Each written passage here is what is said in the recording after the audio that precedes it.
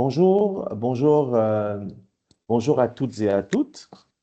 Je me présente, je suis docteur Kiroji Kaba, je suis chef de la division Observatoire de la qualité de l'éducation du Pacte. Le programme, le Pacte, pardon, c'est le programme d'appui au changement et à la transformation de l'éducation de la Confémène. Je suis très honoré de prendre la suite cet après-midi pour modérer ce 7e webinaire de notre série qui est dédiée au numérique en éducation et aux pratiques pédagogiques innovantes. Alors, tout à l'heure, en consultant la plateforme, j'ai vu qu'il y avait plus de 400 inscrits. C'est un record depuis le début de la série. Cela témoigne de l'intérêt de plus en plus croissant que les enseignants, les formateurs d'enseignants, plus généralement les acteurs du système éducatif ont pour cette activité. Donc, je tiens à vous remercier au nom de la Confémène très chaleureusement d'être parmi nous. Pour l'instant, on n'a qu'une cinquantaine de connectés. On espère qu'on va se rapprocher très, très rapidement de nos inscrits. Alors, d'entrée de jeu, avant d'entrer dans le vif du sujet, je vais donner la parole à Madame Fatimata Ba Diallo, qui est la coordonnatrice du Pacte, pour qu'elle nous dise le mot d'introduction. Madame Diallo, à vous la parole. Merci beaucoup, Dr Guy-Roger Kaba, de me donner la parole. Je voudrais d'abord vous remercier pour prendre la relève de notre cher Maoto, qui est actuellement en mission. On a une belle pensée pour lui, parce qu'il a modéré pratiquement l'ensemble des webinaires passés. Donc, merci Guy. Ça démontre un peu combien les personnalités à la Confémène sont interchangeables et c'est un bon esprit d'équipe. Donc, je voudrais aussi, au nom du secrétaire général de la Confémène, qui est également dans une mission avec Maoto, remercier l'ensemble des participants, nos fidèles, j'allais dire participants, parce que nous les retrouvons à toutes nos activités désormais depuis qu'on a démarré les mercredis de la Confémène et du Pacte dans le cadre de ces webinaires sur le numérique. Je voudrais donc les remercier particulièrement, remercier également l'ensemble des partenaires, et les partenaires traditionnels que vous connaissez. Il y a Canopé, il y a l'UNESCO avec qui nous avons travaillé dans Imagine École, Mascotte, les ministères en charge de l'éducation et de l'Europe et des affaires étrangères de France qui également nous gratifient d'un bon appui, et les correspondantes et correspondants nationaux de la Confédération.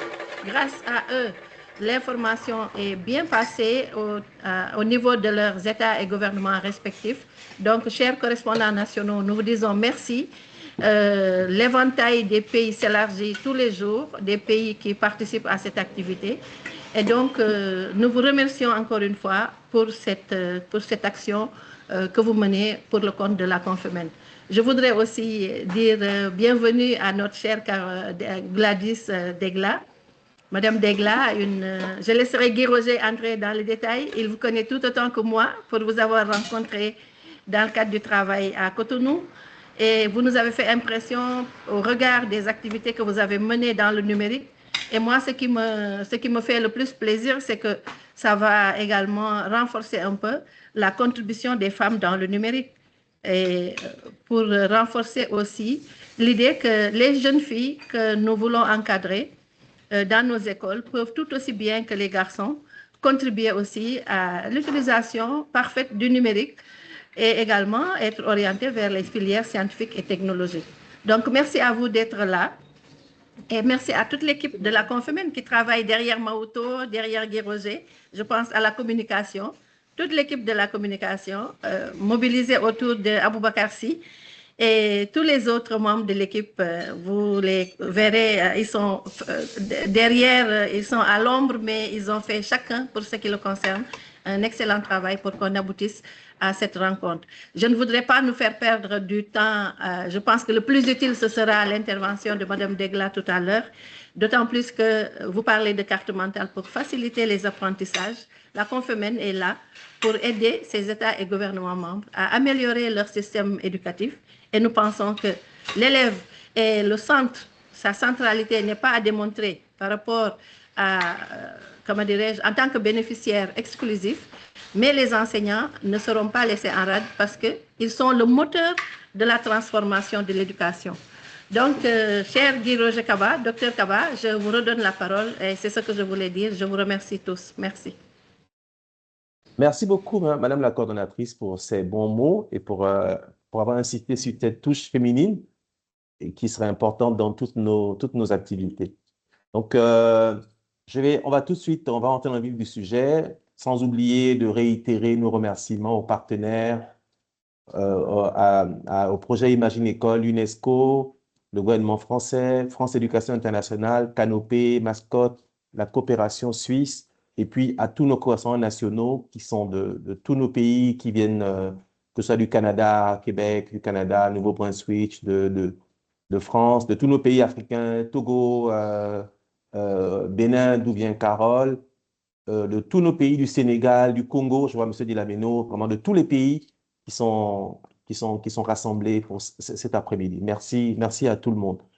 Alors, comme je disais tout à l'heure, cette série de webinaires vise à soutenir les pratiques pédagogiques émergentes et aussi à nourrir la réflexion professionnelle et à renforcer les compétences liées à l'utilisation du numérique dans les pratiques éducatives.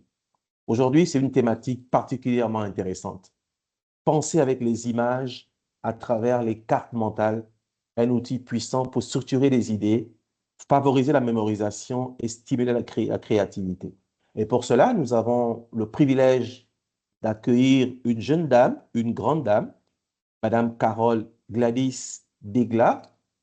Alors, Madame Degla, elle est ingénieure pédagogique, fondatrice de la start-up EECO, j'espère que je prononce bien. Elle est spécialiste de la création de contenus multimédia éducatifs, de la conception d'outils pédagogiques innovants et de l'accompagnement des enseignants dans la transformation digitale. Elle fait un métier très, très important qu'on aurait intérêt à développer dans le système éducatif, qui est le métier d'ingénieur pédagogique.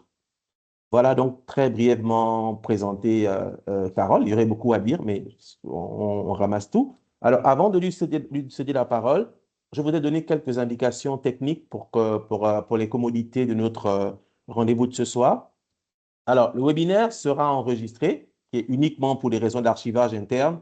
On va veiller au respect du droit à l'image de chacun des participants. Je vous invite à poser vos questions dans le chat. Je vois qu'on est 81 participants, le chiffre n'arrête pas d'augmenter. Donc, posez des questions dans le chat. Je me chargerai de les regrouper et de les transmettre à notre intervenante. Si le nombre de participants, le temps le permet, peut-être qu'on ouvrira le micro à quelques interventions en direct lors de la session questions-réponses. Voilà.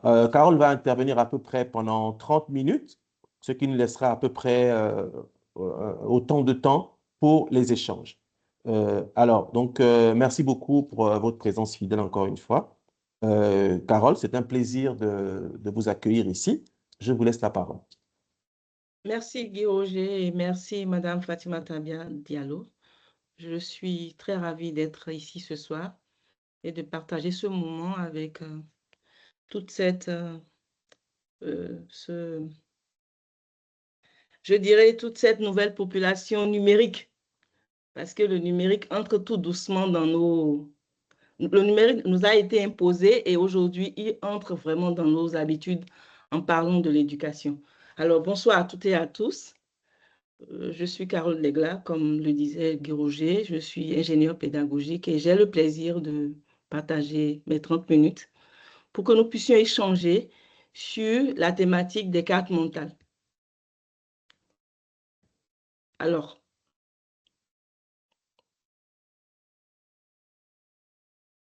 j'aimerais nous inviter en fait à faire un pas en arrière et à revenir à quelque chose de profondément humain. Notre manière naturelle de comprendre le monde. Avant même de savoir lire et écrire, notre cerveau apprenait par image, par symbole. Et c'est encore le cas aujourd'hui. Nous comprenons plus vite quand les idées deviennent visibles, colorées, bien organisées. Et c'est exactement ce que permettent les cartes mentales. À l'issue de ce webinaire, nous allons explorer l'univers des cartes mentales, leurs fondements, leurs bénéfices sur la mémoire et la compréhension, leurs usages pédagogiques et créer ensemble une carte mentale en ligne Alors, pourquoi les cartes mentales? Il faut dire que pendant des années, notre système éducatif s'est focalisé sur la logique, sur l'analyse. Elle a contribué à développer notre côté gauche, je dirais l'hémisphère gauche de notre cerveau. Et c'était logique, hein, puisque nous étions dans une société industrielle. Mais aujourd'hui, nous sommes dans un monde en pleine mutation. En plus du numérique, nous avons l'arrivée de l'IA, l'automatisation des tâches, et développer l'hémisphère gauche n'est plus suffisant, car beaucoup de tâches sont sous-traitées par l'IA aujourd'hui, beaucoup de métiers disparaissent. Et qu'est-ce qui nous différencie de l'IA? C'est notre capacité à voir globalement, c'est la créativité que nous avons pu développer. Et ce qui est intéressant, surtout dans le monde éducatif, c'est qu'il y a des outils, et l'un de ces outils, ce sont les cartes mentales. Elles permettent en fait de réconcilier les deux hémisphères. Les cartes mentales permettent à la fois de structurer, de voir, d'analyser, de créer. Ce sont des outils complets qui sont alignés avec la manière dont le cerveau fonctionne. Il faut dire par exemple ici que grâce à une carte mentale, vous êtes en mesure de faire travailler aussi bien votre hémisphère gauche à travers l'analyse, la logique, mais aussi de développer votre créativité, votre intelligence émotionnelle. Beaucoup de recherches ont été faites dans le sens, et aujourd'hui, nous allons nous focaliser surtout sur Tony Buzan, qui a popularisé les cartes mentales dans les années 1970. Il a expliqué qu'en fait, c'est une représentation visuelle, hein, hiérarchisée. Elle paraît simple, mais très associative des idées. Il faut dire que pour créer une carte mentale, on part en général d'une idée principale, on crée des branches, on utilise des couleurs, des dessins, des symboles, mais surtout, on s'appuie sur des mots-clés pour créer une certaine hiérarchie visuelle. Je partage avec vous cette carte mentale qui est une carte mentale conçue pour le programme d'un apprenant qui est en 6e année.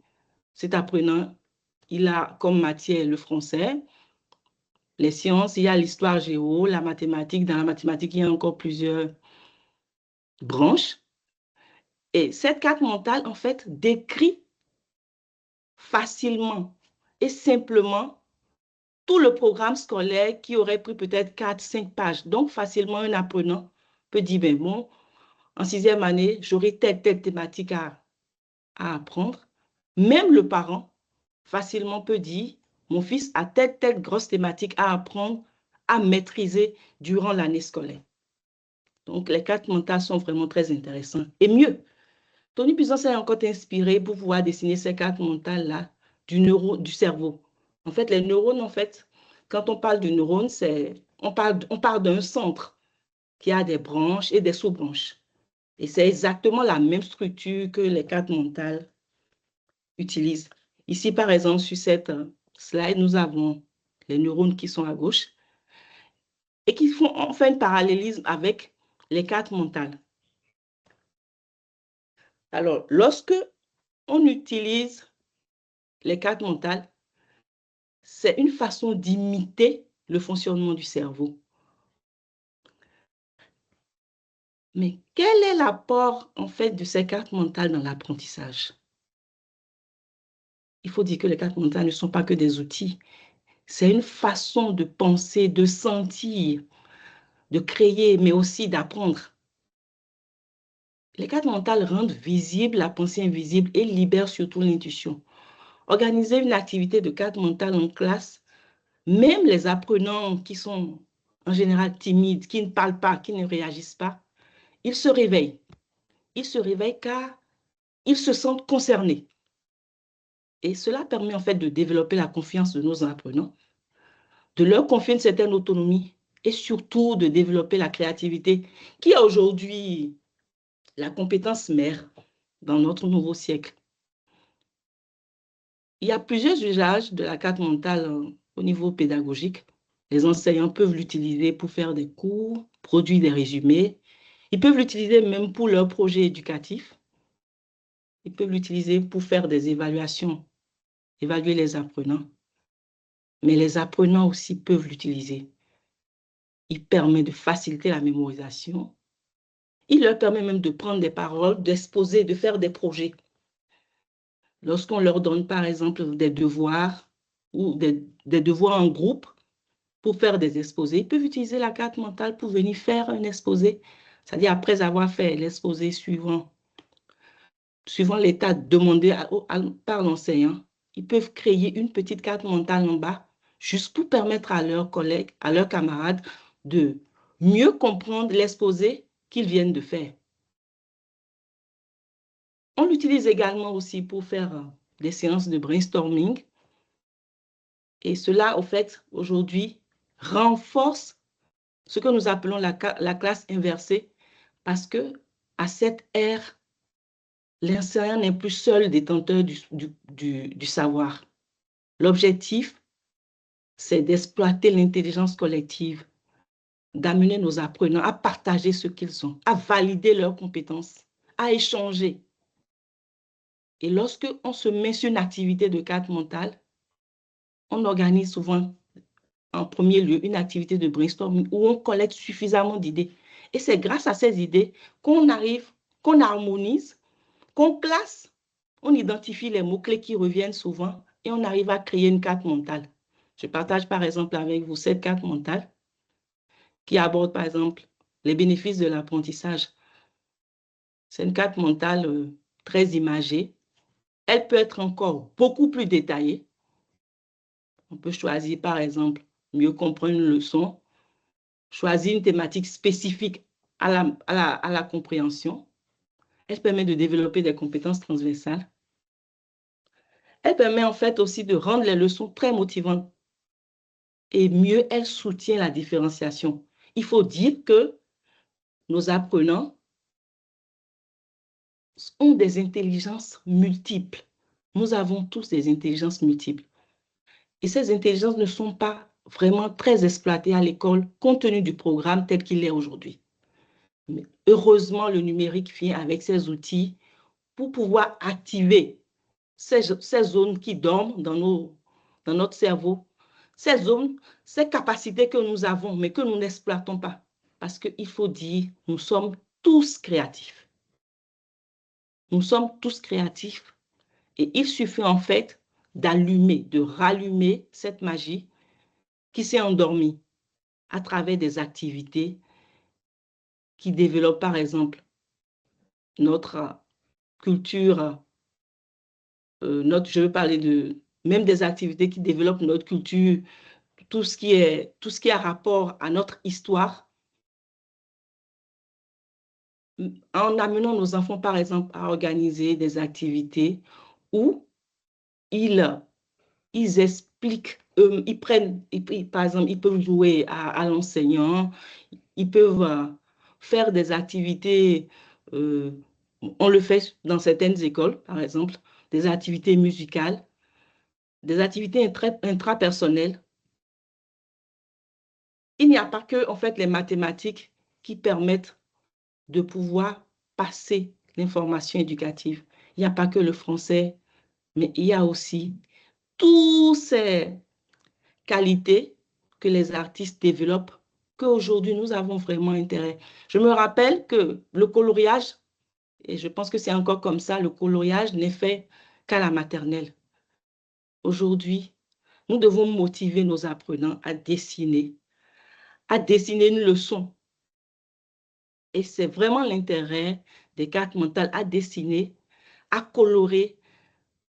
Et toutes ces activités que nous faisions quand nous étions, par exemple, à la maternelle, permettent de garder ces zones toujours actives, afin que demain, on puisse quand même se différencier des robots qui peuvent faire des tâches automates.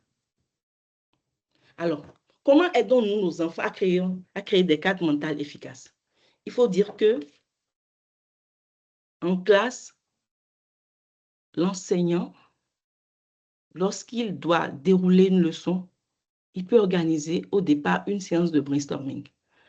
Ça pourrait lui sembler long, mais cela lui permet de recueillir des idées initiales et de permettre aux enfants de se comparer avant la leçon et après la leçon. Mais c'est une activité qui n'est pas ressentie comme activité pénible. C'est une activité où les enfants se sentent très motivés, ils sont contents, ils sont joyeux. Quand, par exemple, on prend le volcan, on dit, alors, que connaissez-vous du volcan? Vous pouvez former des groupes, ils peuvent lever la main et vous recueillez tout ce qu'ils ont comme idée initiale, sans faire des censures. Dès que vous recueillez ces idées, vous pouvez leur montrer l'exemple d'une carte mentale. Vous classez d'abord ces idées à travers des mots-clés que ensemble vous allez retenir. C'est souvent très, très participatif parce que des mots vont revenir plus souvent. Et vous montrez l'exemple d'une carte mentale au tableau que vous pouvez dessiner avec la craie ou bien si vous avez la possibilité, si vous avez des feutres et des papiers flip-chart, vous pouvez les dessiner. Mais le tableau, la craie, c'est suffisant pour un début. Et vous leur montrez et les apprenants, ils créent avec vous, ils suggèrent les différentes branches. Ils suggèrent les différentes branches. Nous classons l'explosion de ce côté, nous classons le feu de ce côté. Et ils suggèrent eux-mêmes des idées et vous construisez la carte mentale en classe comme ça. Après ça, vous déposez cette carte mentale qui est conçue. Vous l'affichez, elle est là, tout le monde la voit. Vous déroulez votre leçon suivant votre fiche pédagogique. Et après, par exemple, après avoir déroulé cette leçon, vous pouvez demander à vos apprenants, bon, on vient de faire une activité de carte mentale, arrivez à la maison, produisez des cartes mentales pour me montrer comment est-ce que vous avez compris la leçon d'aujourd'hui. Si vous avez du temps, vous pouvez aussi le faire en classe directement après cette leçon et vous concevez une nouvelle carte mentale après la leçon. Les élèves sont en mesure de vérifier, de vérifier les mots, les erreurs qu'ils ont faites. Ils replacent correctement les notions, ils complètent ce qui manque. Et là, ils organisent les idées en branches de façon très cohérente à travers les définitions, les caractéristiques. Tout dépend de la matière ou des différentes notions abordées. Et ce qui est très intéressant, c'est que à travers cette activité, les apprenants découvrent comment structurer la connaissance de façon logique, mais pas seulement logique, mais visuelle. Ils enrichissent même les cartes mentales des images insoupçonnées, car vous réveillez leur enfance. Vous réveillez leur enfance et ils sont très, très motivés. Ils associent même de la joie à la création de cartes mentales. Et en général, nous savons tous que lorsque nous arrivons à associer une émotion de joie à une activité, c'est une activité qu'on reprend et qui reste gravée dans notre mémoire. Même si cette notion n'est pas relue après, quand l'apprenant sera questionné demain, il saura systématiquement, il va retrouver systématiquement des notions qu'il pourra exploiter. Parce qu'au moment où il faisait l'activité lui a créé vraiment un moment très, très unique. Si je prends par exemple cette carte, à la fin, vous comparez. C'est vrai que bon, j'ai utilisé le numérique pour concevoir cette carte. Et c'est vraiment le pouvoir du numérique parce qu'on peut avoir vraiment des cartes mentales parfaites, bien conçues et faciles à faire. Donc ici, par exemple, nous avons la carte spontanée qui a été issue du brainstorming au début de la leçon. Et les apprenants eux-mêmes comparent cette même carte à la carte finale qui est structurée, corrigée. Et eux-mêmes, ils arrivent à faire une nuance, ils arrivent à comprendre. Et de façon, c'est-à-dire de façon systématique, cette image reste gravée dans leur mémoire. Parce qu'il faut dire qu'aujourd'hui, à l'ère du numérique, où il y a tellement d'informations, l'attention de nos tout-petits est vraiment perturbée. Ils n'arrivent plus à être très attentifs. Donc, l'enseignant doit être à la recherche chaque fois d'idées innovantes, d'outils qui puissent lui permettre de captiver l'attention de ses apprenants, pour que ces apprenants puissent toujours rester concentrés et rendre compte tenu des résultats. Alors, avant de devenir numérique, il faut dire que la carte mentale est d'abord par la main. Et c'est très important de ne pas sauter cette étape. Je suis vraiment pour le fait qu'il faut utiliser le numérique, mais les cartes mentales peuvent être dessinées sur des ardoises, ils peuvent être dessinés sur nos tableaux, ils peuvent être dessinés sur des cartes. Et lorsque le premier jet est dessiné par exemple sur une feuille blanche ou une ardoise, ou même dans le cahier, l'enseignant, après, peut exploiter le numérique pour pouvoir développer une carte définitivement retenue en classe. Et cette carte peut être partagée même avec les parents, parce que les parents aujourd'hui ont tous des smartphones. Même si nos apprenants n'ont pas encore de smartphone, les parents ont des smartphones. Et ces cartes mentales peuvent être partagées avec les parents pour que de temps en temps, au lieu que les apprenants passent du temps sur les réseaux sociaux, qu'ils aient des outils intéressants, des outils engageants qu'ils peuvent visualiser. Et je remercie d'ailleurs le Confenem par rapport à l'initiative Imagine l'école qui a permis à différents pays d'avoir accès à une plateforme, à la création de vidéos, de podcasts. Tous ces outils permettent d'engager un peu plus les apprenants aujourd'hui. Moi, il faut dire que j'ai vécu. Si je me suis lancée dans le numérique, c'est parce que j'ai remarqué que les enfants, quand ils sortent de l'école aujourd'hui, ils ne sont vraiment pas motivés à prendre les cahiers.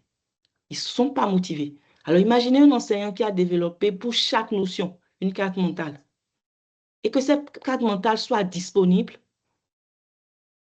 et que l'enfant puisse réviser à tout moment ses cartes mentales, même à travers le téléphone de ses parents ou bien à travers une base de données disponible. Cela valide, cela vient en soutien scolaire de la notion qu'il a recopiée dans son cahier. Donc, comme je le disais, nous devons toujours motiver nos apprenants eux-mêmes à griffonner, à dessiner des cartes mentales. Et après cette étape, on peut passer directement à la création de cartes numériques. On peut aussi, entre enseignants, organiser des travaux de groupe, travailler en équipe, enrichir des cartes mentales à distance et les présenter pour que ces cartes mentales soient uniformes. Je suppose par exemple que les enseignants du CM1 d'une même école, ils peuvent avoir plusieurs classes de CM1, ils peuvent s'associer. Et pour une notion, ils harmonisent les échanges et ils conçoivent une carte mentale qui est conçue pour la notion. Pour que la carte mentale numérique soit une carte mentale partagée par tous et validée par tous. Nous allons avoir l'opportunité aujourd'hui de découvrir certains outils numériques. Il y en a beaucoup, je l'avoue. Il y a Framenmap, il y a Kaggle, il y a Miro, il y a Canva. Nous allons choisir Kaggle et nous allons essayer de créer une carte mentale en ligne.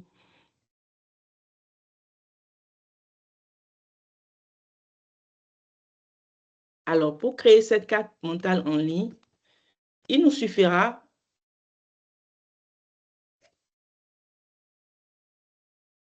d'aller sur Google.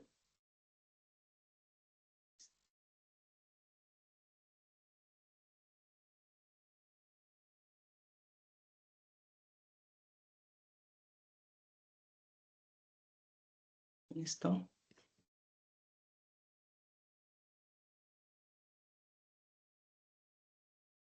Alors, sur Google, l'outil choisi ici, c'est Kaggle. Vous tapez Kaggle dans la barre de recherche. et directement, sa page s'affiche et vous ouvrez.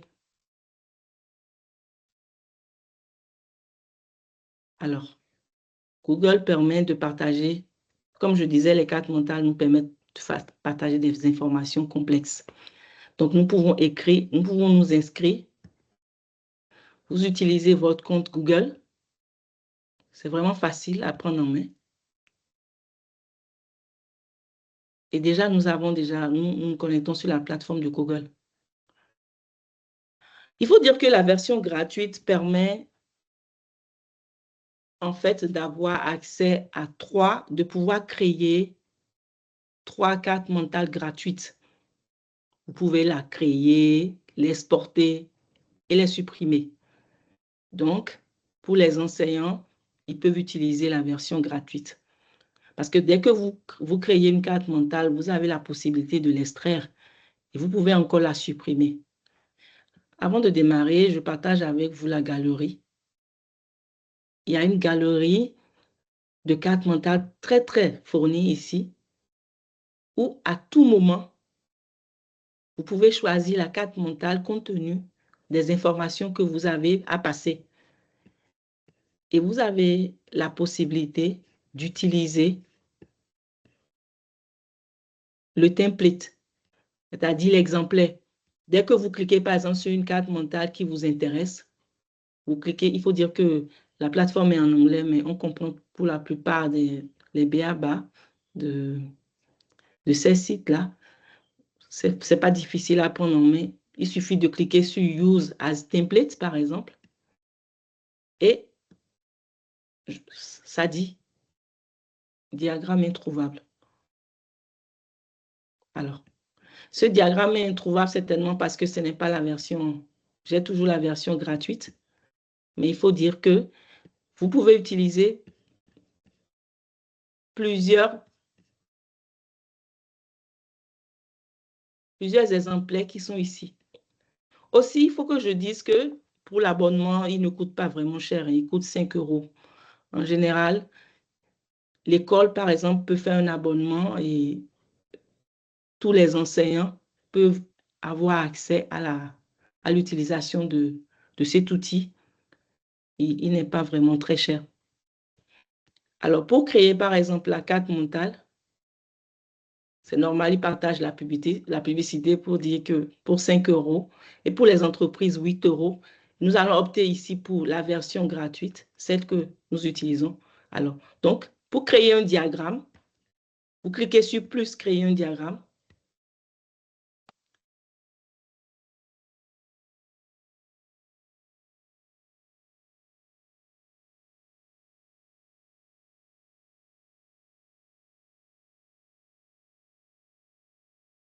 J'ai quelques difficultés avec la plateforme, je n'ai pas compris.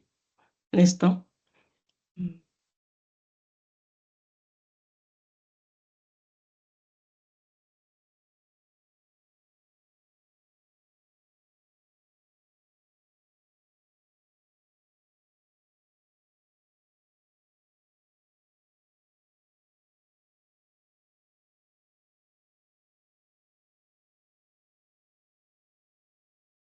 Ne me permet pas de créer une nouvelle plateforme, une nouvelle carte, car il estime que j'ai déjà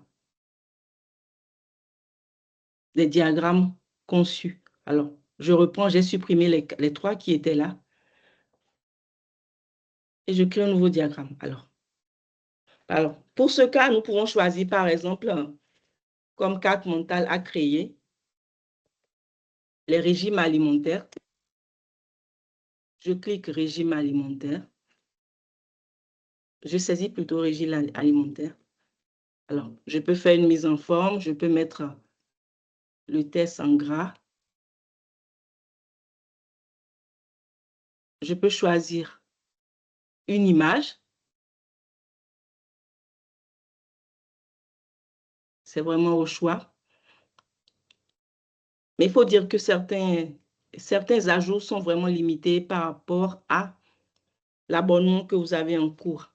Alors, quand on pense au régime alimentaire, au préalable, vous aurez certainement déjà fait l'activité avec les apprenants pour leur demander, bon, OK, je voudrais faire une carte, je voudrais bien qu'on fasse la leçon sur les régimes alimentaires. Alors, vous pouvez leur demander quels sont les animaux que vous avez à la maison. En brainstorming, ils vont citer le poulet, le lapin. Quels sont les animaux de la forêt? Ils peuvent citer le singe et vice-versa. Et vous leur demandez, alors, que mangent ces animaux? Comment ils se nourrissent?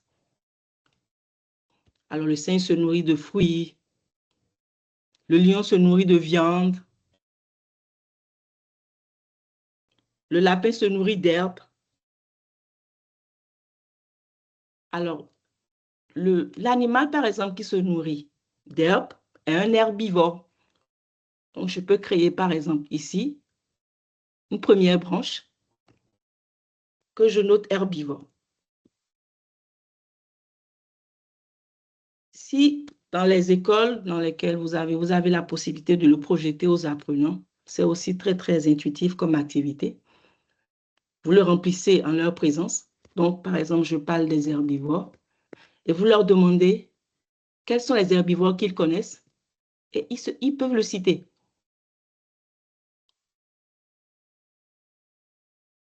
Vous pouvez ajouter des émoticônes ici. Et dès que vous mettez les herbivores, vous demandez ici, par exemple, comment appelle-t-on les animaux qui mangent la viande? Ça pourrait être des carnivores. C'est bien sûr les carnivores. Alors, les apprenants disent les carnivores, ou bien vous l'aurez déjà conçu dans votre carte mentale sur version papier. Donc, vous mettez les carnivores. Ensuite, ici, par exemple, vous pouvez mettre les frugivores.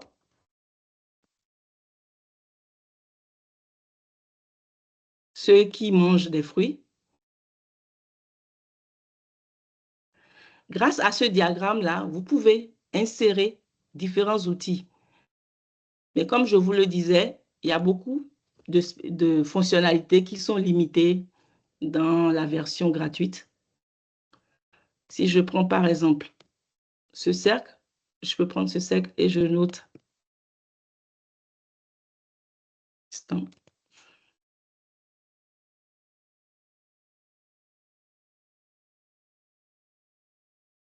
Je mets ce cercle.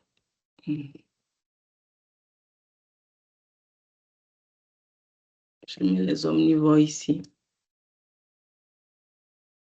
C'est vraiment un outil très facile à prendre en main et il est très, très intuitif, surtout quand nous avons la version payante. Bon, je me suis dit, si j'utilisais la version payante, elle ne serait pas, elle va peut-être pas trop permettre, elle va limiter l'envie d'avoir accès à l'outil. Du coup, je me suis dit, utilisons la version gratuite. Si vraiment l'outil vous intéresse, vous faites l'abonnement de 5 € par mois, mais vous l'utilisez vraiment en groupe, que ce soit un groupe d'enseignants qui puisse avoir accès à toutes les fonctionnalités de cette plateforme. Monsieur Guy Roger? Oui, tu as terminé? C'est bon? Oui, j'ai fini. Après, on pourra poser des questions et rentrer dans le détail encore. OK. Merci beaucoup, Carole. Merci beaucoup. Je suis en train de lire les commentaires dans le chat. Je vois qu'il y a des gens qui ont déjà une bonne pratique des cartes mentales. Il y en a qui proposent d'utiliser Notebook KLM, d'autres d'utiliser Miro, d'autres qui parlent de chat GPT. Donc, on voit déjà qu'il y a quand même une bonne connaissance chez plusieurs personnes. Alors, donc, je vais te remercier, Carole, pour cette belle présentation, surtout pour les deux parties étaient très intéressantes, mais moi, j'ai bien aimé en particulier la partie pratique. Je pense que nos participants également. Alors, je vois une question de Monsieur Junior Dilameno du Congo-Brazzaville, que je salue au passage. Alors, sa question, c'est la suivante. la carte mentale peut-elle être utilisée comme outil d'évaluation au même titre que le QCM ou les questions-réponses courtes? Si oui, quelle est sa valeur dans une évaluation? Donc, il demande si, est-ce qu'on peut utiliser les cartes mentales lors d'une évaluation, comme outil d'évaluation, quoi. C'est-à-dire demander aux élèves de concevoir des cartes mentales et d'évaluer. Donc, voilà la première question qui est posée. Donc, je te donne la parole tout de suite en attendant que je vois d'autres questions. Est-ce que Vas-y. j'ai bien compris sa question? Il voudrait savoir, est-ce qu'on peut utiliser la carte mentale comme outil d'évaluation validé par l'école ou bien comme outil d'évaluation de l'apprenant? Outil d'évaluation de l'apprenant, si je comprends bien, hein, pour évaluer l'apprenant. Je pense que C'est-à-dire, oui. ouais. Je pense que OK, oui, parce qu'au fait, une carte mentale, quand on parle d'évaluation, ce n'est pas l'évaluation formative, hein. tout C'est à fait. l'évaluation, voilà, ce n'est pas l'évaluation, mais c'est plutôt l'évaluation de la notion apprise, l'évaluation de la notion diffusée pour voir où est-ce que lui-même se retrouve, qu'est-ce qu'il a pu retenir de la leçon ou bien de la notion étudiée en classe ou même quand, par exemple, ils ont des devoirs, vous pouvez leur demander de concevoir des cartes mentales en période de révision. C'est une façon de les évaluer. OK. C'est plus dans ce sens. OK. Donc, tu vas C'est en plus. guise d'auto, le premier point, c'était que tu parlais en guise d'auto-évaluation Oui, bien sûr. pour que, OK, d'accord. J'espère que notre participant junior est satisfait de la réponse. Alors, j'essaie de regarder dans le chat pour voir s'il y a d'autres questions. Pour l'instant, c'est la seule question. Je vois dans question-réponse.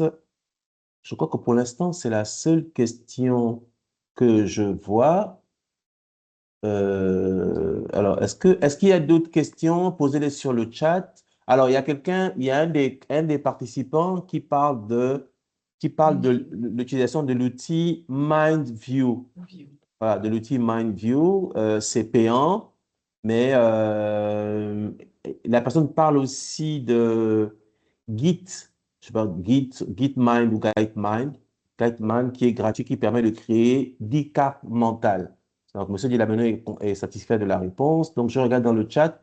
Est-ce qu'il y a d'autres questions? Je pense qu'on peut, là, je parle avec l'autorisation de Anne et d'Ulrich, je pense qu'on peut peut-être ouvrir le micro pour prendre quelques interventions, pour pouvoir, voilà. Donc, est-ce que certains voudraient prendre la parole? Il suffirait de lever la main. Vous cliquez sur l'icône, levez la main et puis on pourrait voir si vous souhaitez prendre la parole. Est-ce que certains voudraient... Alors, je vois Marcelin Alagbe. Okay. Ah, OK. Monsieur Alagbe, je ne sais pas si vous avez la possibilité d'ouvrir vos micros. Si c'est le cas, vous pouvez le faire et puis intervenir en vous présentant très rapidement et puis en allant à l'essentiel de votre contribution ou de votre question. Oui, bonjour tout le monde. Bonjour. Bonjour, madame. C'est Très madame, rapidement, vous présenter. Oui, allez-y, madame excusez-moi, allez-y. Lucienne. Je suis à la direction de l'alphabétisation et des langues nationales au ministère de l'Éducation nationale. Du Je Sénégal, hein, c'est suis ça? Du du Sénégal. Sénégal. Je OK. suis professeur je suis professeur de formation. Voilà, donc je voudrais rebondir. Je félicite d'abord la présentatrice, madame Carole, voilà, pour vraiment la qualité de sa présentation. Voilà, mais je voudrais quand même apporter une contribution par rapport à la question qui a été posée tout à l'heure concernant l'évaluation. Donc, moi, je dirais que oui, on pourrait utiliser la carte aussi bien pour l'évaluation sommative que formative, puisque l'objectif recherché, c'est de voir si l'élève a bien maîtrisé les enseignements-apprentissages. Voilà, donc je pense que en ce qui concerne l'évaluation formative, elle vise à aider l'apprenant à progresser en fournissant un retour d'informations continues pendant l'apprentissage. Alors que l'évaluation sommative, ça se fait à la fin d'une période bien déterminée. Donc, voilà. Donc, pour les deux, moi, je pense qu'on peut utiliser la carte. Donc, c'était ça que je voulais dire. Je vous remercie.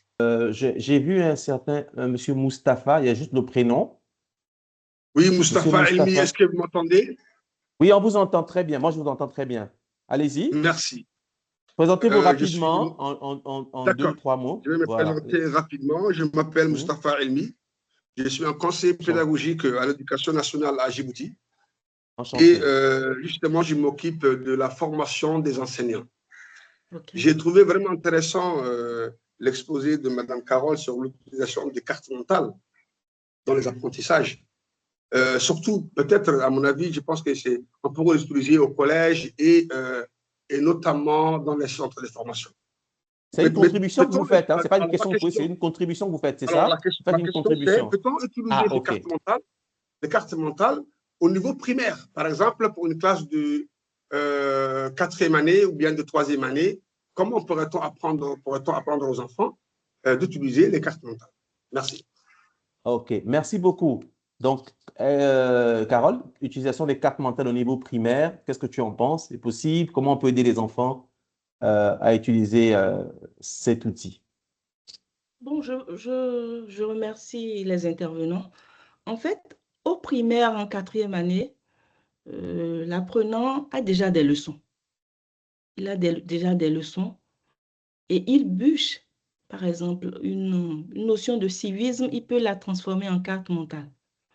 Parce que, par exemple, si je prends une notion de civisme et de morale, il y a des mots-clés qu'il doit comprendre, qu'il peut identifier.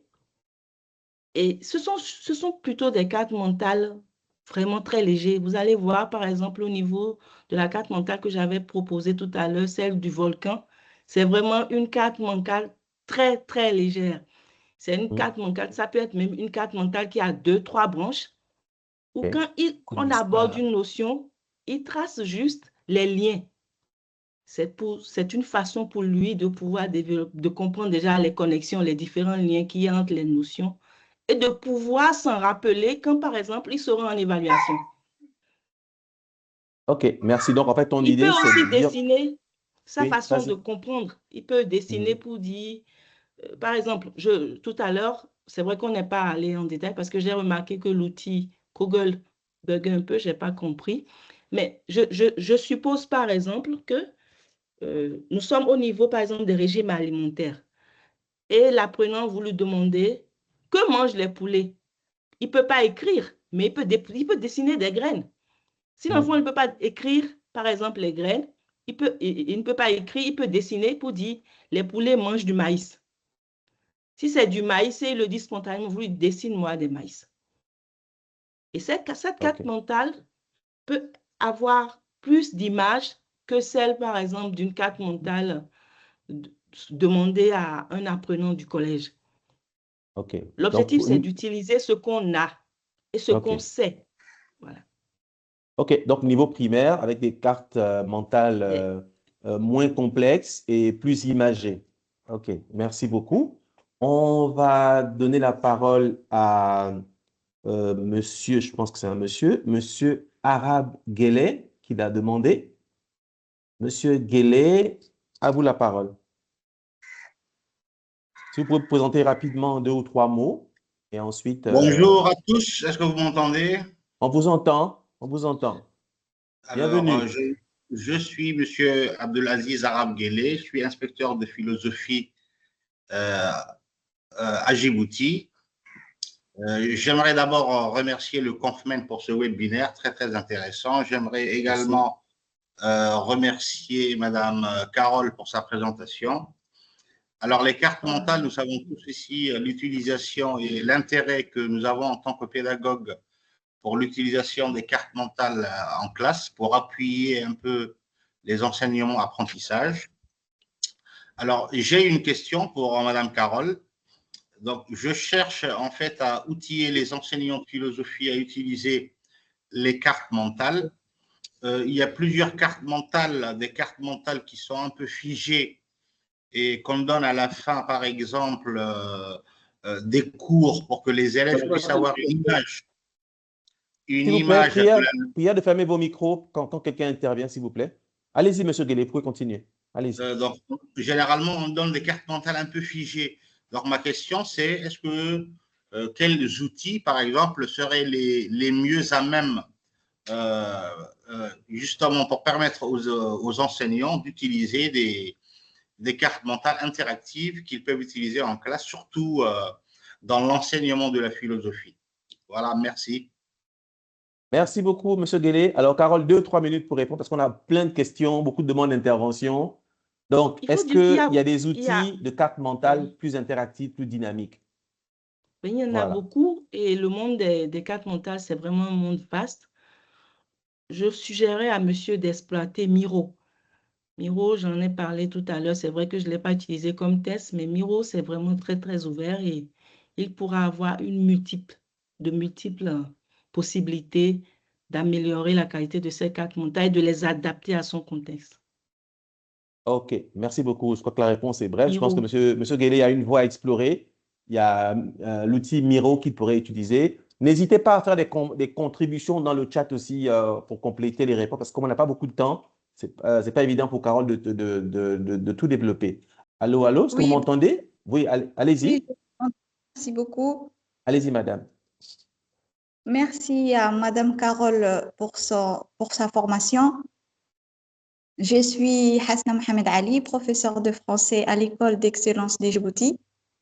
J'enseigne les classes des lycées. Alors, en classe de terminale, nous avons en programme le résumé des textes. Alors, Ok. nous apprenons aux élèves à résumer des textes. D'accord? Et j'essaye de demander, d'entraîner ou d'apprendre les élèves à passer par les cartes mentales pour pouvoir résumer. D'accord?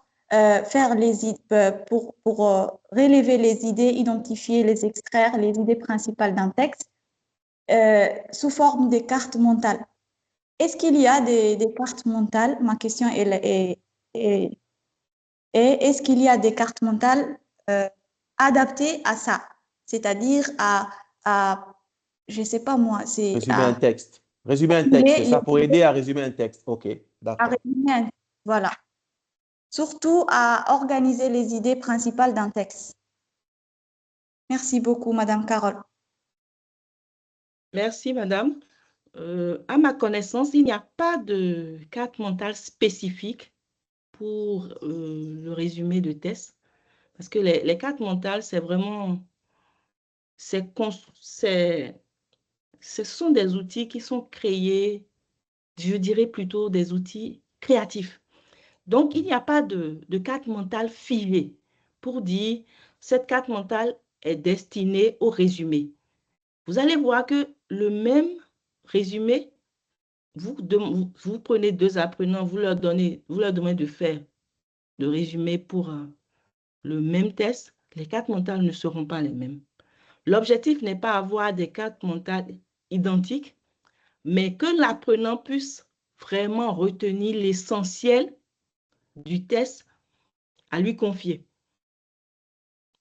Parce que les outils créatifs, c'est comme si vous me demandez aujourd'hui, un peintre, on prend deux peintres qui utilisent, je vais dire, oui, deux peintres, ils utilisent la peinture et on leur demande de reproduire un tableau. Le résultat ne sera pas le même. Ils vont le produire compte tenu de leurs sentiments, de leurs ressentis, de leur perception.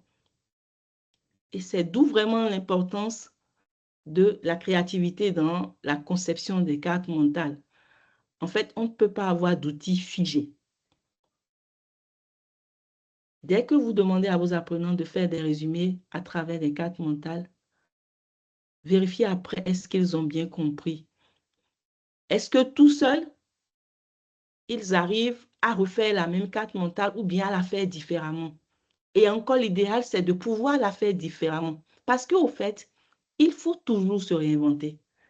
Nous sommes dans un monde dynamique, dans un monde qui change.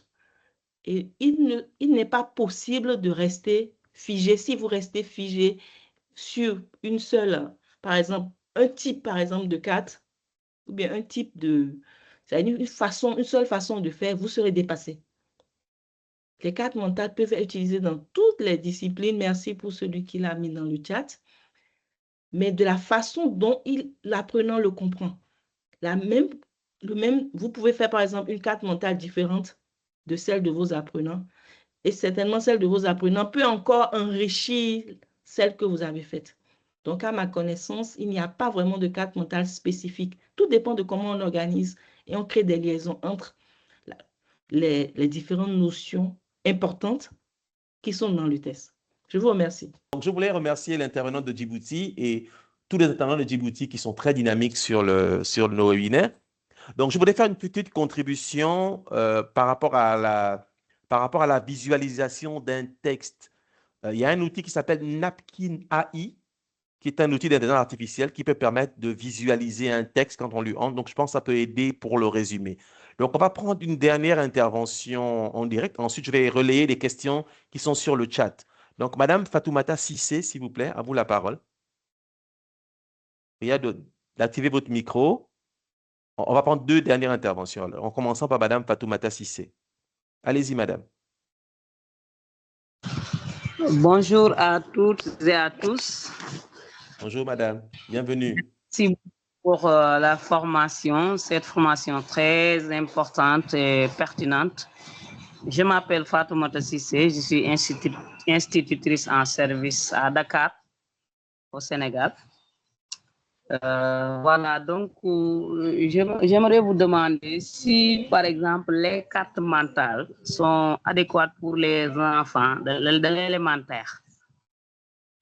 Comment est-ce qu'on peut l'utiliser à l'élémentaire? Donc, si vous pouvez également nous proposer d'autres outils beaucoup plus adéquats à l'élémentaire si tel n'est pas le cas. Je ne sais pas si vous me comprenez ou pas. Oui, c'est très clair, Madame Cissé, c'est très, très clair. Merci beaucoup. Je pense qu'il y avait déjà une question dans ce sens. Je crois qu'elle pourra, Madame Degla pourra revenir là-dessus. Donc, je lui donne la parole. Carole, vas-y. Merci, voilà. Je vous en prie, Madame. Alors, dans les classes du primaire, ce qui est suggéré, c'est déjà d'exploiter les ardoises des enfants.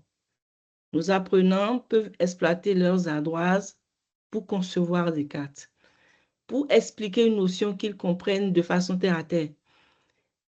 Et maintenant, l'enseignant a lui maintenant de faire la synthèse et d'utiliser les outils qu'on vient de citer pour pouvoir faire une carte de mental à partager avec la classe. OK. Donc, tu suggères pour l'école élémentaire que les enfants eux-mêmes conçoivent des cartes mentales à partir de leurs ardoises. Oui, de leurs ardoises, leur même en créativité. classe. Parfait. Même en classe.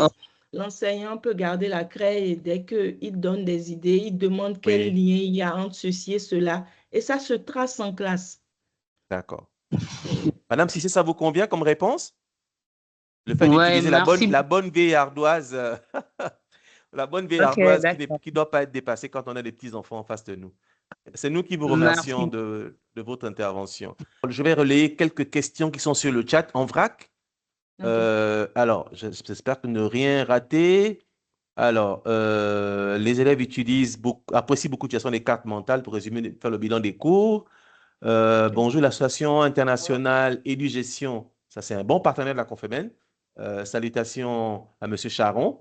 Nous utilisons la carte mentale pour présenter la synthèse du contenu des cours que nous offrons sur notre site de formation des leaders scolaires. Merci beaucoup pour la contribution. Monsieur Michel Eza qui utilise Mindset View, mais c'est payant, qui propose JitMind. Les cartes mentales sont intéressantes, surtout lors de formation d'enseignants. Mais est-ce possible de les utiliser, par exemple, pour les élèves de primaire de 3e année? On a répondu à la question. C'est Mustapha. Vous avez bien dit Kogel au lieu de Google. Je crois que c'est bien Kogel. Alors, ça, c'est une question un peu théorique. Carole, tu la notes et puis tu vas répondre un peu de manière ramassée. Quelle différence nette peut-on établir entre les cartes mentales et les images mentales? Donc, c'est une question. Et quelle différence entre les cartes mentales et les images mentales? Monsieur Charon qui revient, qui parle de l'utilisation des cartes mentales pour développer une vision systémique de la gestion des systèmes éducatifs. Donc, la carte mentale, elle a développé une vision holistique des sujets étudiés. Merci beaucoup, monsieur Charon, pour la contribution. Alors là, il y en a des questions de monsieur Ibrahima Sow. Qu'est-ce qu'une carte mentale et en quoi diffère-t-elle d'un résumé classique ou d'un schéma? Donc, je pense que dans ta présentation théorique, tu as présenté ce que c'est qu'une carte mentale. On va partager la présentation de Carole. Ensuite, quel rôle joue-t-elle dans le développement des compétences métacognitives? Donc, apprendre à apprendre. Est-ce que les cartes mentales aident aux enfants à apprendre à apprendre?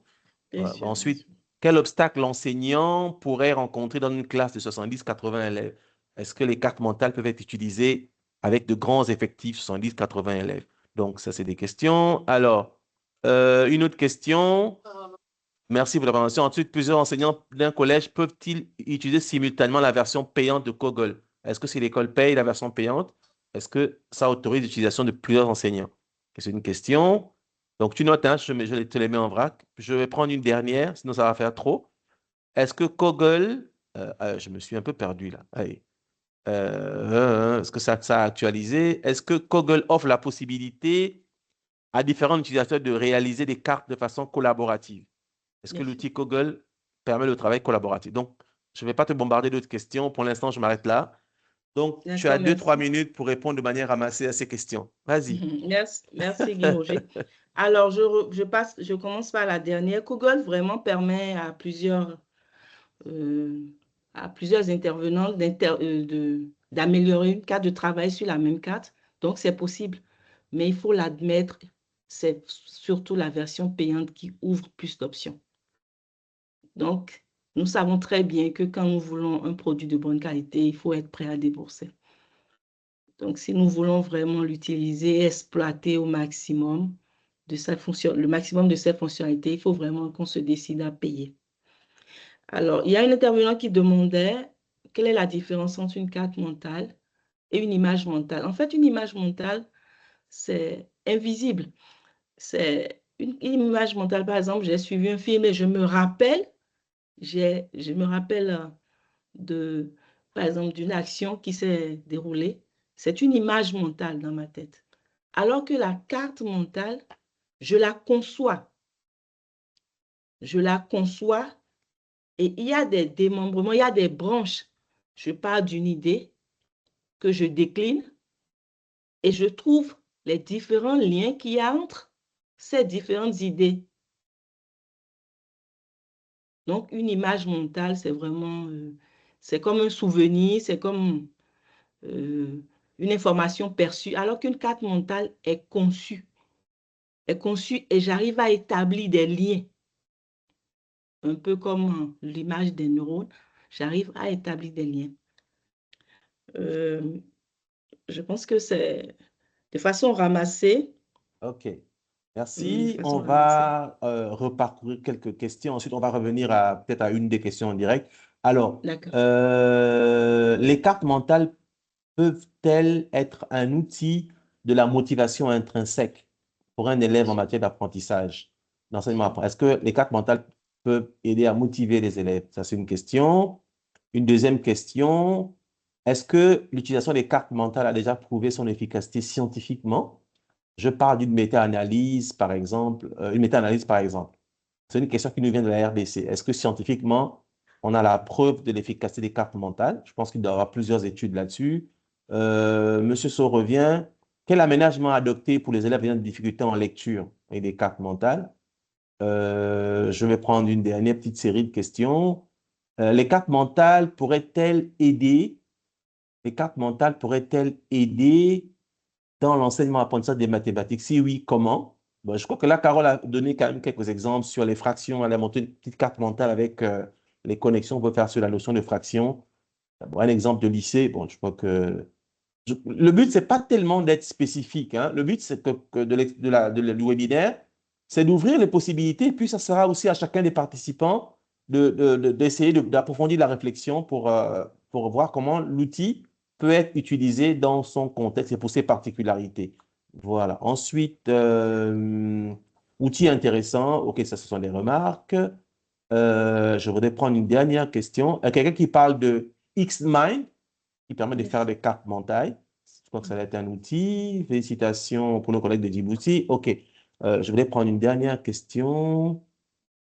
Quelqu'un d'autre parle de MindMap AI qui pourrait transformer des textes en cartes mentales. Oui, ça, c'est par rapport à la question de Mme Asna Mohamed Ali. Donc, il y a MindMap AI qui peut aider à transformer des textes en questions. C'est aussi ça l'intérêt du webinaire, qu'il puisse y avoir des contributions des participants en plus que celles que Carole fait. Ensuite, il y a Gitmind qui est un outil.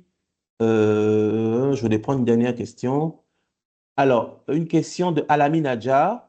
La formation donne l'impression que les cartes mentales servent beaucoup plus à synthétiser les connaissances. N'est-il pas possible d'utiliser les cartes mentales pour développer les connaissances? Donc, je m'arrête là. Carole, à toi de manière ramassée de répondre à toutes ces questions.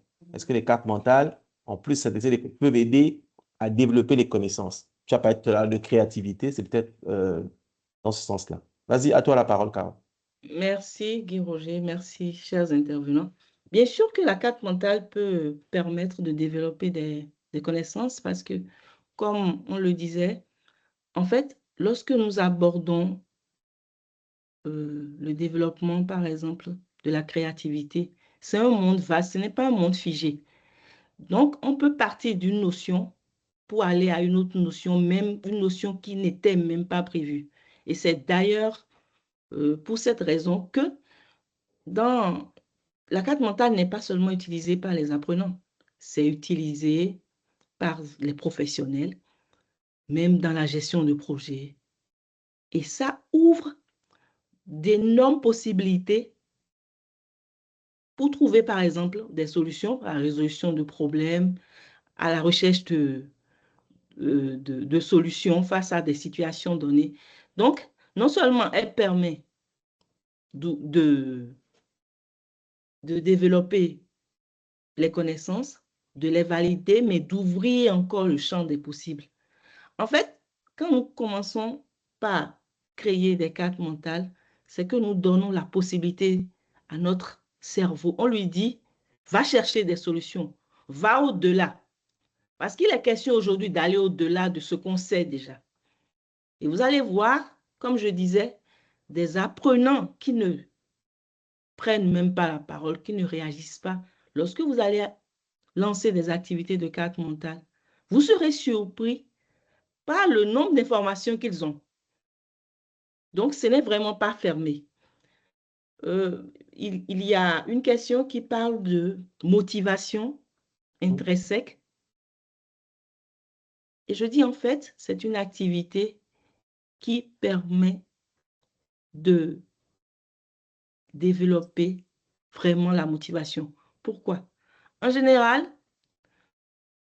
nos apprenants, même s'ils ne le disent pas, hein, nos apprenants, ils trouvent parfois ennuyeux les classes parce qu'ils veulent bien des jeux, ils veulent bien des activités où ils s'expriment.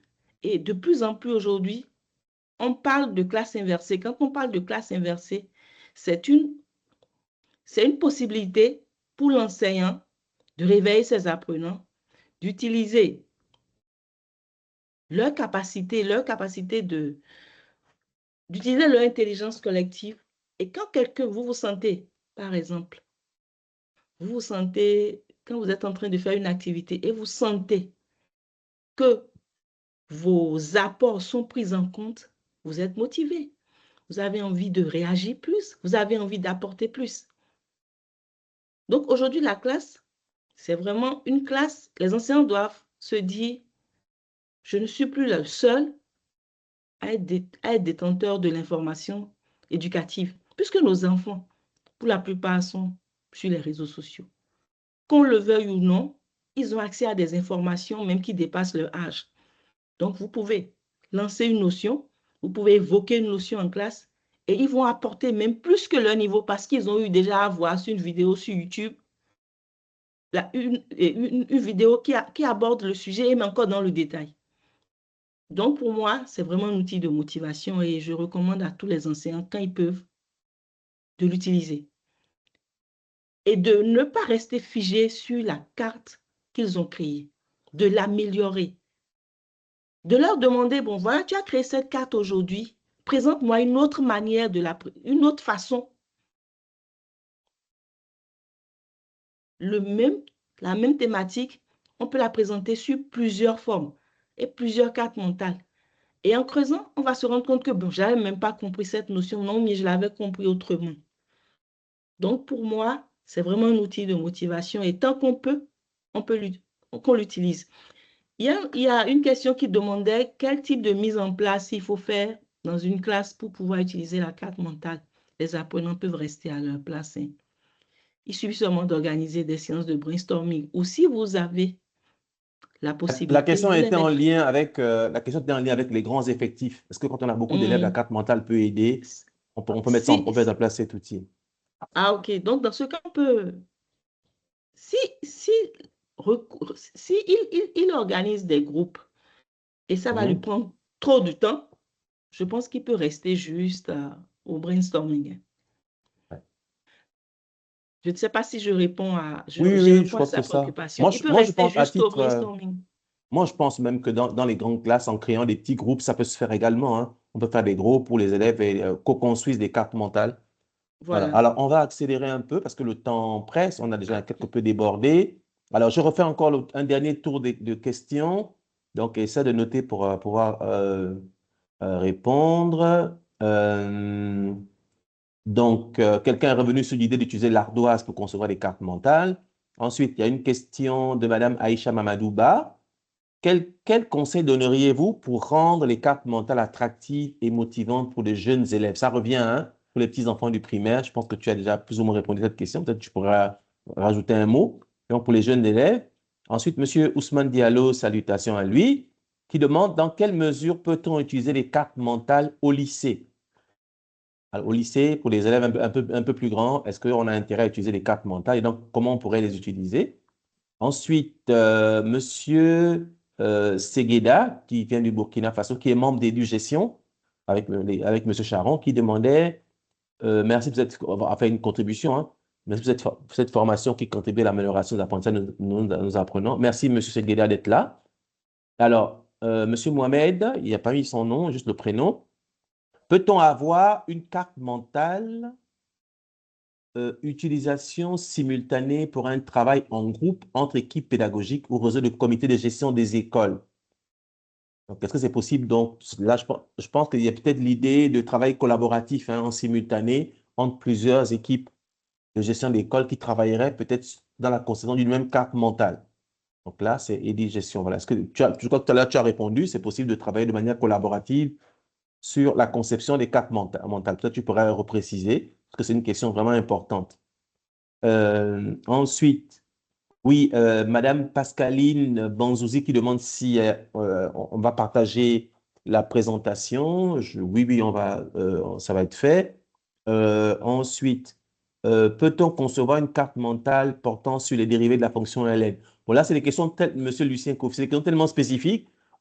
On vous propose l'outil, c'est à vous de l'adapter et de voir. Alors, Madame Sabrina Kaba qui demande, elle dit qu'elle observe chez ses étudiants qu'ils restent souvent au stade de l'évocation lexicale et ont du mal à transformer des mots isolés en une réponse structurée et analytique.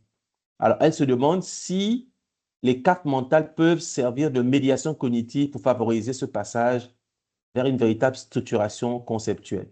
Si oui, telle démarche simple pourrait les aider à développer un discours plus élaboré. Donc, utiliser les cartes mentales pour aider les élèves à concevoir des réponses plus structurées, plus élaborées, plus structurées, quoi, plus analytiques, ne pas simplement proposer des réponses superficielles aux questions qu'on leur pose. Voilà, donc j'ai ramassé les questions, à toi de nous donner ta réponse. Alors, pour la question de savoir si on peut utiliser les cartes mentales au collège, c'est vraiment le même processus. Dès que vous avez une notion à passer, vous faites une petite séance de brainstorming avec les apprenants et on peut concevoir une carte mentale ou aujourd'hui, même dans les collèges, avant d'étudier une notion, j'ai remarqué que les enseignants donnent la notion et demandent aux apprenants de faire des recherches. Vous pouvez demander à vos apprenants de faire des recherches et de les présenter comme des cartes mentales. Alors, ils ont déjà une idée, prérequis, ils ont déjà une idée de la notion à étudier. Ils font des recherches. Ils ont peut-être des zones d'ombre. Et dès que vous venez, vous essayez de faire, vous recensez ces différentes cartes mentales qu'ils ont produites. Vous pouvez organiser des petits groupes et discussions. Si les cartes mentales sont faites sur des feuilles, vous pouvez les coller sur vos tableaux et puis poser la question au reste de la classe. Est-ce qu'ils ont compris cette carte mentale? Qu'est-ce que cette carte mentale reflète? Il y aura des petites discussions autour. Et dans les discussions, les zones d'ombre vont ressortir. Et dès que les zones d'ombre ou encore des notions que peut-être vous n'avez pas perçues, parce que dans leur recherche, ils peuvent trouver des notions que vous n'avez pas perçues. Ils abordent ces notions et vous échangez. Après la leçon, ils peuvent encore améliorer la carte mentale conçue avant la leçon. Donc, quel que soit l'âge de la personne et quelle que soit la matière ou la discipline dans laquelle elle est, que ce soit en mathématiques, même dans les formations, on peut utiliser les cartes mentales. Tout dépend de comment l'enseignant ou bien le formateur s'organise et quel temps il veut consacrer à l'activité. Il y a une question qui parle de la structuration des idées. Si, au niveau, oui, de la structuration des idées, je pense que si on identifie ensemble les mots-clés qui sont dans ce test, dans les tests, il est bien possible pour les apprenants de concevoir des cartes mentales autour. En parlant aussi de, nous avons déjà abordé l'aspect de l'ardoise, mais les cartes mentales au niveau du primaire, il ne faut pas oublier que les couleurs, les dessins jouent toujours un rôle dans l'apprentissage. Ce n'est pas pour rien que nous avons les maternelles qui sont colorées, les jouets qui ont plusieurs couleurs. Alors, les cartes mentales au cours primaire doivent être des cartes mentales très imagées. Et nos apprenants savent dessiner.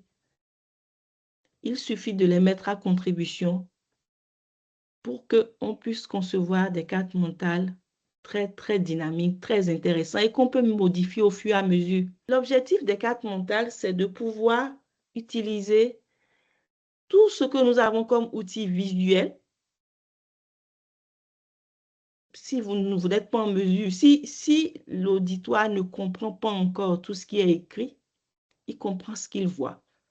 Donc, s'il y a des dessins, par exemple, de bananes, vos apprenants vont comprendre ce que c'est qu'une banane. Donc, utilisez le plus des images.